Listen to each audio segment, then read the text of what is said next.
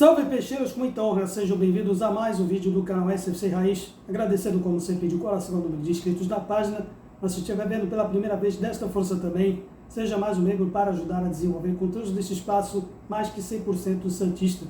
Este é uma análise pós-jogo da vitória do Santos ante o Mirassol pelo placar de 3-2 na Vila Belmiro, pela 31ª rodada do Campeonato Brasileiro da Série B, e que foi marcado por um monte de lances insólitos, como por exemplo um gol perdido debaixo das traves sem goleiro e a atitude do árbitro de ter expulsado o Diego Pituca por 2 vezes.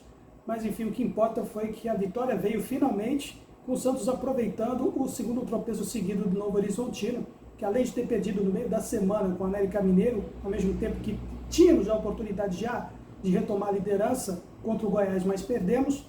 Mas agora, no fim de semana, conseguimos realmente agora recuperar a ponta da tabela, vencendo um adversário direto no G4, algo que inclusive inédito, não acontecia desde então, visto que contra, por exemplo, o próprio Novo Horizontino, empatamos e perdemos nos 2 turnos, apenas empatamos com o Sport no primeiro turno, no fim, na última rodada, e com o próprio Mirassol empatamos também fora de casa. Agora, nesse placar, a equipe santista mais uma vez está na liderança, com um ponto de vantagem com a equipe do interior paulista, beneficiada pela derrota deles ante o Sport Recife, que entrou de vez na briga, ultrapassando o próprio Mirassol, por exemplo, e deixando a outra equipe do interior também pressionada, visto que temos aí uma aproximação constante de outros 2 concorrentes, como o Ceará e o próprio América Mineiro, nessas 8 rodadas que restam. A análise tática propriamente dita aqui vai dizer como conclusão que o Fábio Carille, que vai continuar sendo constantemente criticado, deu uns créditos agora com essa opção que ele teve arriscada de colocar uma equipe, uma média de idade, mais experiente, com o Luan Pérez no lugar do Jair e o William Bigode no lugar do Otero. E funcionou. Foi um risco calculado, mas funcionou.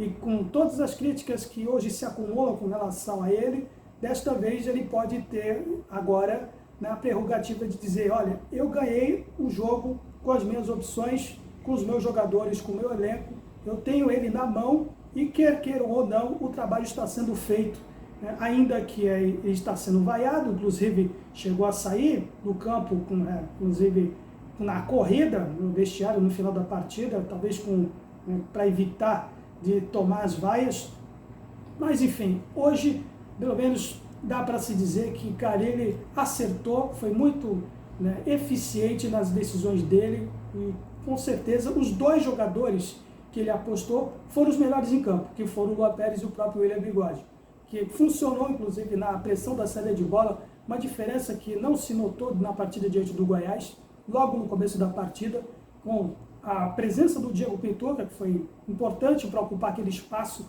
para abafar a saída de bola do Mirassol, gosta de sair com a bola no pé, com toque de bola, sem rifar, e o preenchimento do espaço do Pituca foi fundamental para que o Wendel Silva roubasse a carteira e desse assistência para o Juliano, que depois daria o toque para o Guilherme, e a conclusão feita com a assistência do William, o Juliano de um chute de longa distância. Aliás, um tiro de fora da área que foi também o diferencial nessa partida, um grande fator aí que se fala muito, exclusividade aqui, inclusive neste canal, e grande parte da torcida.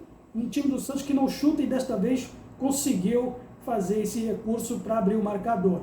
Lógico, também tivemos a presença do William Bigode, mais uma vez, que também com chute de longa distância foi muito feliz na conclusão do segundo gol, mas algumas coisas perduram. Aí, lógico, mas como nada é perfeito, o Fábio Carille correu esse risco de colocar um meio atacante com o William Bigode no lugar do Otero, que não tem o mesmo vigor físico e, lógico, não tem o mesmo cacuete de apoiar na defesa quando os laterais adversários avançavam. E o que aconteceu muito, que a equipe do Mirassol fez, avançando realmente os seus alas, com o João Pedro Schermol, que acabou sendo induzido ao erro, pode-se dizer assim, com um lance que foi originado aí, o gol de pênalti, o lance que originou o pênalti, começou com um passe errado do Schermol, cercado por meio de 3 jogadores do Mirassol. Aí faltou realmente uma falha de comunicação entre quem poderia fazer acontecer um apoio ao João Pedro Schermol na saída de bola, Diego Pituca, por exemplo, ou o próprio William Bigode, que não tem,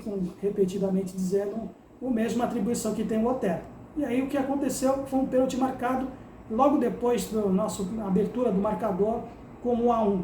É lógico que a gente teve que retomar logo o marcador do placar com o chute do William Bigode, mas mesmo assim, o grande fator curioso foi o fato de que nós tivemos menos posse de bola, quase metade da posse de bola do Mirassol, foram 62% de bola do adversário contra apenas 32% do time do Santos. Um tipo de indicador de time jogando como visitante, mesmo jogando dentro de casa. Mas também tivemos mais finalizações, foram 19 contra 18, e 8 delas foram dentro das metas do Muralha. Significa que não foi um fator de que a gente recuou, ou jogou recuado, jogando pelo resultado a menos, lógico, durante os segundos finais da partida. Sim, com essa dificuldade que ainda temos de fazer a criação de jogadas, as construções, especialmente pelo meio, na pessoa dos nossos volantes, lógico, que além do Luan Pérez e do Otero, o João Schmidt suspenso acabou dando lugar para o Sangue, que foi a opção do Carlinhos de colocá-lo como titular também. Lógico, o Diego Pituca continua tendo uma queda de produção nesse ponto, que em pese, lógico, a participação dele no primeiro gol, depois disso não produziu muita coisa em termos de assistências, por exemplo, não apareceu mais, inclusive, para fazer o apoio nos ataques, que é uma das atribuições dele também. E, lógico, quando o time do Mirassol tocava a bola pelas alas, troca de passes deles pelos meios, sempre cediam-se uns espaços, especialmente na pessoa do Sandri, por exemplo. Então, a gente passou um certo sufoco com relação a isso. E, lógico, com a equipe do Mozart, com essa proposta de troca de passes velozes, e a gente acabou se perdendo um pouco, com o Gabriel Brazão tendo que trabalhar um pouco também, embora ele demonstrou uma segurança, lógico, não tão decisiva como foi na partida diante do Goiás, mas em 2 ocasiões que realmente ele está demonstrando uma certa insegurança. Por exemplo, num lance em que ele rebateu sozinho quando ele poderia ter agarrado, como também num cruzamento que surgiu na altura dele, ele pensou talvez que iria para fora e acabou sobrando para o atacante do Mirassol nas costas dele, e por muito pouco poderíamos ter acabando com um marcador em desvantagem no primeiro tempo. Enfim, além disso também, podemos dizer na dupla de zaga, com o Gil e o Luan Pérez, uma diferencial hoje, né, que poucas pessoas notaram. O Gil jogou numa posição diferente, um pouco mais inclinado para o lado direito, do lado do Jair, dando lugar para o Luan Pérez para o lado esquerdo. Isso talvez tenha influenciado na falha que ele cometeu no gol de empate do Mirassol no segundo tempo, inclusive. Quando, assim como aconteceu na maior parte do jogo, o zagueiro do Mirassol, o Lucas, partiu para fazer o cruzamento, sem acompanhamento de ninguém. Dá para perceber no lance que muitas pessoas talvez possam criticar o Escobar, mas também o Guilherme tentou fazer a contenção por ali e ficou alguém livre na sobra. E na hora de cruzar, e aí sobrou o Gil, que poderia estar em cima do atacante do Mirassol, acabou se adiantando junto com o Luan Pérez e deixando o Rainer sozinho ali no meio de 2. Então a gente vai dizer que talvez tenha sido falha do Rainer logo depois que substituiu, mas acho que foi mais falha do Gil nesse quesito. E por fim, a atuação decisiva do Luan Pérez, ao lado do William, individualmente o melhor jogador em campo, que foi premiado com um gol decisivo no cruzamento do Otero, que foi originado no lance de um chute de longa distância, né, que acabou ele próprio cruzando para a cabeçada do zagueiro para marcar os 3-2. Né?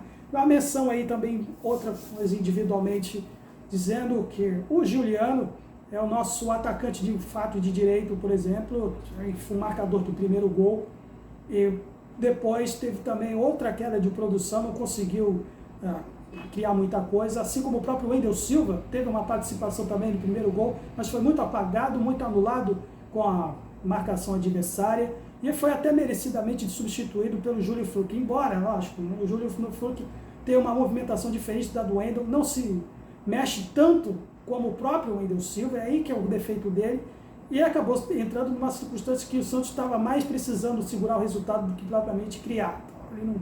O Júlio Fruc não produziu muita coisa. Mas voltando ao Rainer, com o João Pedro Chamou não sendo tão agressivo ofensivamente, o Rainer tem um pouco mais esse cacuete. Deu aí 2 chutes aí, por exemplo, no segundo tempo. Muitas vezes vamos dizer que ele falhou, acho que ele não falhou, repetidamente não acho que ele falhou no segundo gol, no gol do empate, mas sempre tem que ter um pé atrás com alguém que tem a mesma estatura que a minha, que é quase menos de 1,70 m, para jogar no mano a mano, jogada de escanteio na hora de defender com alguém com quase 1,80 m de altura. Então o Rainer é aquele cara que a gente não pode confiar muito na hora de segurar o resultado.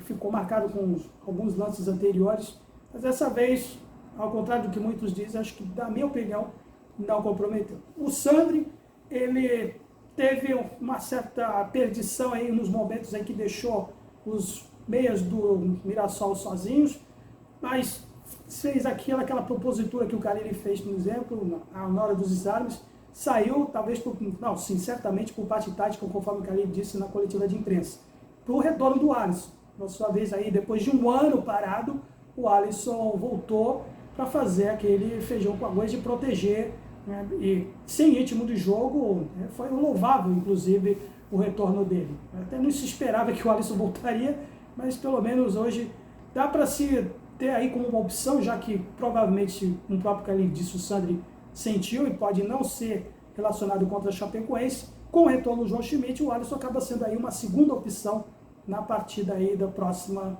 do fim de semana. Bom, esquecendo de alguém, por exemplo, o Guilherme. Lógico, o Guilherme parece que está, depois do gol perdido de pênalti diante do Avaí, ele não foi mais o mesmo, mas em termos de desempenho ele foi razoável, participou do primeiro gol, deu 3 chutes na trave, inclusive debaixo da trave, das 3 lados da trave, ali em cima da linha, que só não foi destaque da partida, acabou sendo ofuscado pela atitude do árbitro de expulsar 2 vezes o Diego Pituca, que tinha sido advertido a primeira vez no lance que ocasionou o terceiro gol, uma reclamação, uma suposta falta de ataque do Luan Pérez, que não houve, e acabou tomando as dores, e no lance seguinte, uma disputa de mano a mano com o atacante do Mirassol, que simulou demais e poderia ter tomado amarelo também, só o Pituca acabou sendo punido. E no lance insólito, ele foi expulso, o VAR chamou o árbitro, que anulou a expulsão dele, chamaram o Pituca de volta, que estava no vestiário, só que aí para o árbitro voltar a adverti-lo novamente com um cartão vermelho, mas isso por questão da simplicidade dele no lance, que acho que, na minha opinião, foi injustiçado. Não era só ele que deveria ser punido, também o atacante do Mirassol poderia ter tomado o amarelo também. Mas pode agregar alguma coisa no julgamento dele no STJD. Por fim, o Otero, eu já falei dele, ele deu o lance do gol. Poderia falar mais de alguém aqui, que estou me esquecendo. Bom, se eu estiver me esquecendo, me diga aí, galera, diga nos comentários, que eu vou falar a respeito do Fábio Carille novamente, que foi indagado a respeito do Miguelito, que teve mais uma atuação de destaque nessas eliminatórias, e deu a versão dele, né, dizendo que, por exemplo, uma competição como a Série B, se ele está procurando, dá-se a entender nas entrelinhas que ele está querendo preservar os jogadores da base. Ele citou não somente o próprio Miguelito, como também o Souza e outros que ele alega que está observando, também alguns atletas do Sub-20, como também do próprio Sub-17. Bom, ele pode se gabar disso. Então, demonstrou hoje que, apesar das vaias, da total desconfiança que se tem com relação ao Carille, dá para dizer que a vitória foi, né, acreditada a ele. Então, a gente critica com quem tem que criticar e tem que reconhecer os méritos, né, do Fábio Carille, ainda que não seja no futebol vistoso que o torcedor do Santista almeja, e numa circunstância que talvez deveríamos estar agora numa colocação mais tranquila, mas demonstra que tem um elenco na mão. O único senão vai, com relação, lógico, durante essa justificativa dele, de por que não relacionar o Miguelito nos jogos, ficou da parte talvez do Juliano, né, que muitas agora estão criticando pela talvez falta de ética dele de ter colocado o Miguelito aí numa situação em que ele talvez não esteja se esforçando nos treinamentos, de não seja muito digno para ser relacionado como titular nessas competições. Bom, para quem está acompanhando apenas de fora, de um lado, né, pode ser até antiético, mas do outro, talvez tenha alguma ponta de verdade se você olhar pelo histórico de jogadores dos nossos países vizinhos, que também não tenham uma certa atuação de destaque nos clubes, mas que acabam estourando nas suas seleções nacionais. É só lembrar, por exemplo, do Cueva, que não jogou quase nada no Santos, mas na seleção peruana ele era referência. E também no próprio São Paulo com o Rames Rodrigues, que todo mundo viu que na seleção colombiana é uma coisa, mas quando joga nos clubes aqui no Brasil é outra. Mas é apenas uma conjectura, não se sabe quem está aqui na parte de fora, o que realmente anda acontecendo com o Miguelito. Espera-se que ele não tome isso pelo lado pessoal, como pode ter acontecido no perfil da rede social dele. Lógico que ele vai ter a chance, vai ter as oportunidades, então, mas tem que dar um pouco de crédito para o Fábio Carille, pelo menos agora nesse quesito sim. Então, para finalizar minhas considerações finais, cenas insólitas, mas também lamentáveis nas arquibancadas, e não é a primeira vez. Então, aos 10 minutos do primeiro tempo, durante o segundo gol do Willian, parece que ocorreu um tumulto envolvendo policiais militares e as torcidas, né? Uma ala que é reservada aos torcedores organizados, mas que também possuem torcedores comuns. Então, independente disso, vale mencionar que não é a primeira vez que anda acontecendo uma certa dose de violência desproporcional da parte daqueles que deveriam zelar pela segurança e não se tornar parte da violência. E sim, estou falando sim de violência policial. E não é a primeira vez que anda acontecendo isso, visto que no jogo contra a Ponte Preta ocorreu talvez um momento de distúrbio, uma questão de procedimento de segurança que acabou sendo desproporcional também. Um torcedor com uma criança acabou sendo agredido por um policial militar na descida das escadas do portão 78. A gente é bom lembrar disso, porque nós temos conselheiros de muitas pessoas ligadas à diretoria do clube, também relacionados à segurança pública. E eles também podem fazer parte disso também. Então, vale o meu humilde conselho para esses senhores que estão ligados à segurança pública. Também vê o que está acontecendo, que pode acontecer também uma tragédia da parte daqueles que menos se espera.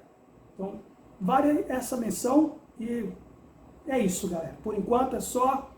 Santos sempre Santos. Agradeço mais uma vez. Seja mais um membro para ajudar a se desenvolver com esse conteúdo.